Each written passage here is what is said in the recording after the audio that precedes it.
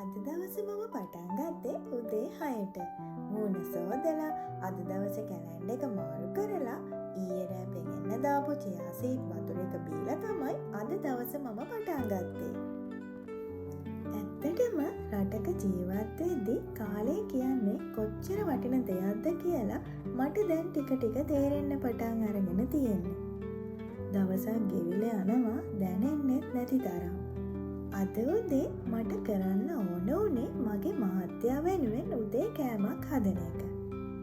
ඊයේ අපේ අම්මා ගෙදර අයට ඉඳිආප්ප හදලා දීලා තිබුණා. අද මට හිතුණා මගේ මහත්තයාටත් උදේට කන්න උණුවෙන්ම ඉඳිආප්ප ටිකක් හදලා දුන්නොත් හොඳයි කියලා.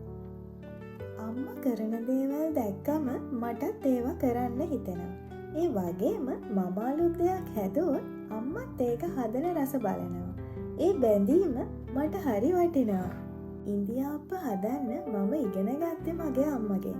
අම්මා ළඟ තිබුණු මේ ඉඳිආප්ප වංගෙඩියෙන් තමයි මම ලේසියෙන්ම ඉඳිආප්ප වක් කරන්න පුරුදු වුණේ. ජපානයට එනකොට අවුරුදු ගාණක් අම්මා පාවිච්චි කරපු ඉඳිආප්ප වංගෙඩිය මට තෑග්ගක් විදියට එයා දුන්නා. ඒ නිසා අදත් මට ඉඳිආප්ප හදන හැම වෙලාවකම අම්මව මතක් වෙනවා. ඉඳිආප්ප වංගෙඩිය විතරක් නෙවෙයි, ලංකාවෙන් එනකොට ඉඳිආප්ප වට්ටිත් අම්මා මට අරන් දුන්නා. ඒව තමයි මට ගොඩාක් වටින දේවල්. හැබැයි මගේ ස්ටීමර් එකට ඒ වට්ටි වැඩිපුර දාන්න බැරි නිසා ජපානයේ අපේ බඩු තියෙන කඩේකින් මේ ප්ලාස්ටික් වට්ටි ටික ගත්තා. අම්මා මුලින් නම් ප්ලාස්ටික් වට්ටි වල ඉඳිආප්ප හදන එකට එච්චර කැමති වුණේ නැහැ.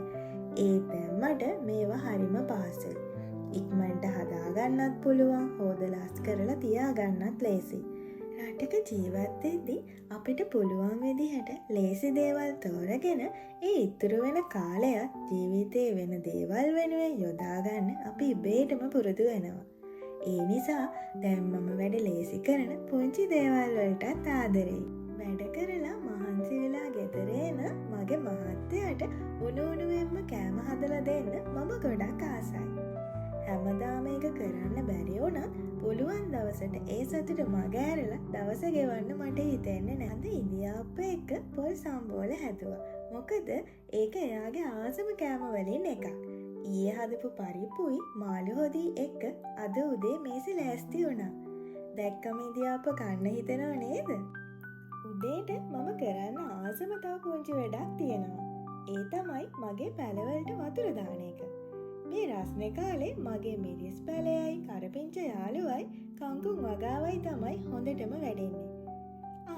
තව මගේ ගේ ඇතුලේ පරිස්සමට හැදෙන අලුත් යාළුවත් බලලා ඉන්නකෝ. දේහවස ඒව බලන එක දැන් මගේ දවසේ ලස්සනම පුරුද්දා. අද කංකුම් ටිකක් කඩාගත්තා. හවසට ඒකෙන් රසම රස කෑමක් හදන්න හිතාගෙන. බලන්නකෝ මගේ කංකුම් වගාවේ ලස්සන. ටිකක් අස්පස් කරලා අද දවස සැනසෙල්ල ගත කළා. මගේ මහත්තයා ඇහැරෙනකල් නිදහසේ නිදාගන්න දීලා ඇහැරුණු ගමන් බොන්න සව් කැඳ එකක් හදන්න ඊයේ ඉඳන්ම මුං ඇට පෙඟෙන්න දාලායි තිබුණේ. මේ රස්නේ කාලෙට සව් කංජි එකක් බොන්න තියනවා නම් කාටත් ඇඟට ගුණයි. ඒ නිසා ළඟදිම සව් කංජි හදන වීඩියෝ එකකුත් මම ඔයාලට අරගෙන එන්නම්කෝ. ඉතින් අද දවස හරි ඉක්මනට ගෙවිලා ගියා. හවස පහන තියලා රෑ කෑමට අලුත් දෙයක් හදන්න මම ලෑස්ති වුණා. අද මගේ කිචන් එකේ හැදුනේ කහබත්, චිකන්, කංකුම් ඩෙවල් එක කජු මාළුවක්. මගේ ගෙදර මගේ මහත්තයා වෙනුවෙන් කෑමක් හදලා එයාට උණුවෙන් පිළිගන්වන එක මට දැන් ඇත්තටම හරිම සතුටක්. හැමදාම ලොකු දේවල් කරන්න බැරි වුණත් අපි ආදරය කරන කෙනෙක් වෙනුවෙන් හදන පොඩි කෑමක් වුණත් ඒක ඇතුලේ තියෙන්නේ ලොකු ආදරයක්. ඉතින් මේ විදියට තමයි අද දවස මගේ ගත වුණේ. උදේ 6ට නැගිටලා පටන් ගත්ත දවස ඉඳිආප්ප හදලා පැලවලට වතුර දාලා ගෙදර වැඩ කරලා මහත්තයා වෙනුවෙන් කෑම හදලා හරිම සාමාන්‍ය දවසක් වුණත් මට නම් මේක හරිම ලස්සන දවසක්. රටක ජීවත් වෙද්දී අපිට තේරෙනවා ජීවිතේ ලස්සන තියෙන්නේ ලොකු දේවල් වල විතරක් නෙවෙයි කියලා. උදේට හදන රස කෑමක, පැලයක අලුත් කොළයක, මහන්සියලා ගෙදරෙන කෙනෙක් වෙනුවෙන් හදන උණු කෑමක අපේ ලොකුම සතුට හැංගිලා තියෙනවා. ඉතින් අද මගේ දවසත් මේ විදියට ලස්සනට මම ආස කරන විදියට ගෙවිලා ගියා. ජීවිතේ ලස්සන මතකයන් කාලයත් එක්ක මැකෙන්න පුළුවන්. ඒත් ඒ මතක ආදරයෙන් සටහන් කරලා තියාගත්තොත් ආයෙත් බලන හැම වෙලාවකම ඒ මොහොතට ආපහු යන්න පුළුවන්. ඒ නිසා මේ තමයි මගේ මතක පොත.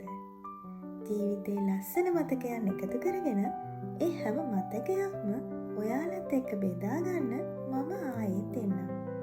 මම සචි. මේ සචීස් ඩයරි.